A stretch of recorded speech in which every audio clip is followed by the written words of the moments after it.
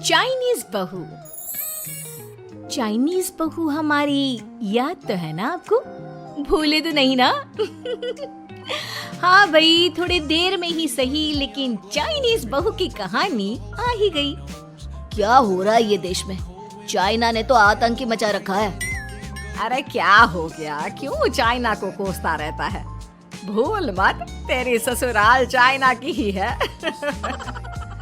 हाँ माँ, पर ये देखना, लड़ाई झगड़े, ये बीमारी, ऊपर से ये देश कितना चालाक है, अंदर न जाने क्या क्या करता रहता है। तभी अंदर से बहू की चिल्लाने की आवाज आती है। अरे क्या हो गया बहू, क्यों चिल्ला रही है? माँ जी, ये देखिए, ये रूस ने यूक्रेन की हालत क्या कर दी है। ऊपर से चाइना में 2 बड़ा लॉकडाउन लग गया है। माँ जी, अब क्या किया जाए? अरे तो तुम लोगों को क्या परेशानी हो रही है, मैं तो यही नहीं समझ पा रही हूँ। वो क्या है ना माँ, हम लोग चाइना जाने की सोच रहे थे, सांगसू के भाई की शादी है। तो क्या? अरे कौन सा उन लोगों के यहाँ भाई घोड़ी चढ़ता है जो बहन काजल लगाकर नेक लगी। माँ जी, उसकी आंखें बहुत छोटी छोटी है, उसमें या तो पुतली रह सकती है या काजल। साले की पुतली निकाल कर काजल लगा दो, अंधा कहीं का। क्या क्या बोले तुम मेरे भाई के बारे में? अरे नहीं नहीं बहू, वो तो बोल रहा था कि तुझे नेक मिल जाएगा। हाँ, बहन है ना तो उसकी। नहीं नहीं माँ जी, मैं सब समझती, ये मेरे भाई का मजाक बनाते रहते। कितना सीधा है मेरा भाई, बिल्कुल छिपकली जैसा। नहीं नहीं बहू, सीधा गाय जैसा होता है।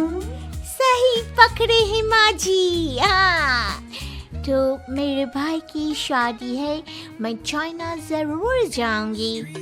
तभी एक पड़ोसन आ जाती है।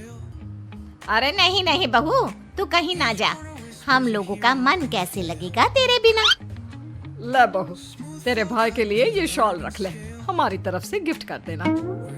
अरे सब कितने अच्छे हैं, मेरी चाइनीज बहू को कितने प्यार से तुम लोगों ने एक्सेप्ट कर लिया। सच में बड़ी भाग्यशाली हूँ मैं। कैसी बात कर रही है? ये तो हम लोगों के देश की खूबसूरती है कि हर किसी को दिल से अपना लेते हैं, बस वो भी दिल से हमें अपना समझे। कैसी बात कर रही है आंटी जी? मेरे लिए आप सब सासू माँ जैसी ही हैं। मुझे भारत बहुत अच्छा लगता है, ये सबसे अच्छा देश है। मेरा भारत महान।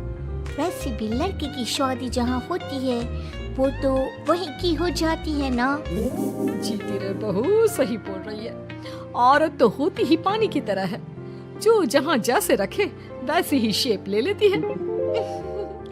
आंटी जी, ये थोड़ा सा ज्यादा हो गया, समझ नहीं आया। नो प्रॉब्लम, मैं चाय बना कर लाती हूँ। फिर क्या, वो दिन भी आ जाता है जब बेटे बहू को चाइना जाना पड़ता है। वहाँ जाकर बहू का भाई कहता है, मेहरबान आ गए, मेहरबान आ गए। मैंने सबको बोला कि सब हिंदी में बात करेंगे, नहीं तो बहन नाराज हो जाएगी। थैंक्स बॉय, हिंदी मेरी भाषा है। आप मुझे उसमें बात करना अच्छा लगता है। आपने जीजा जी से मिलो। ओ बहन, तुम अंदर चलो। सभी बहू को अंदर लेकर चले जाते हैं, लेकिन सांगसू का पति, वो तो बेचारा चाइना के ससुराल के आंगन में अकेला खड़ा रहता है। काफी देर तक जब कोई उसे नहीं पूछता तो वो माँ को घर पर फोन करता है। हाँ बेटा, पहुँच गए ना कुशल मंगल? हाँ माँ, लेकिन सांगसू पता नहीं कहाँ है, वो तो अंदर गई है, तब से बाहर आई ही नहीं। अरे कैसी बात कर रहा है? तो तू अंदर चला जा, तू बाहर क्यों है? अरे दामाद है तू वहाँ का, उन लोगों ने तुझे बिठाया, चाय पानी कुछ नहीं पूछा? नहीं ना माँ। तभी सामने से सांगसू आती है। क्यों आप अभी तक तैयार नहीं हुए? और ये बैग लेकर क्यों कमरे से बाहर आए? इसे वहीं रख देते। कमरा? कौन सा कमरा? अरे कैसी बात कर रही हो? जब से तुम अंदर गई हो मैं बाहर ही तो खड़ा हूँ। बहू को बहुत हैरानी होती है और गुस्सा भी आता है। तभी उसका भाई और माँ आ जाते हैं। और सांगसू, अंदर खाना लग गया है। पहले ये बताओ कि मेरे पति को किसी ने खाना या पानी क्यों नहीं पूछा? वो भारत से ससुराल पहली बार आया है, वो भी मेरे कहने पर। उनकी इज्जत क्यों नहीं की? देख बेटी, तूने जबरदस्ती जिद में शादी की थी तो हम लोगों ने कर दी, लेकिन अब तुम ये सोचो, पूरी चाइना में मैं इस इंडियन को अपना दामाद बताऊं? So sorry. हाँ संगसू, और तुम भी चुप रहना, नहीं तो वो लोग मेरी शादी तोड़ देंगे। ओह, ऐसी बात है। कोई बात नहीं, मैं बाहर होटल में रह लेता हूँ, तुम वही करो जो ये लोग चाहते हैं। कैसी बात कर रहे हो?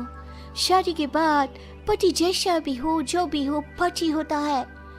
वैसे भी तुम्हारे पूरे परिवार ने, सबने बिना सोचे मेरा साथ दिया, मुझे एक्सेप्ट किया, प्यार किया। मैं अपने देश में आपको अकेला कैसे छोड़ सकती हूँ? ये हिंदी फिल्म का ड्रामा बंद करो, मैं अभी अब बर्दाश्त नहीं करूँगी। चुपचाप अंदर चलो, नहीं तो ये शादी वादी यहीं खत्म करके इसे अकेले ही इंडिया जाना पड़ेगा। कैसी बात कर रही हो माँ? ये मेरे पति हैं। है नहीं था, हम लोगों ने यहाँ वकील को बुला लिया है, जिसके बाद अब तेरा तलाक करा के हम यहाँ के चाइनीज लड़के से तेरी शादी करा देंगे। अरे कैसी बात कर रहे हो?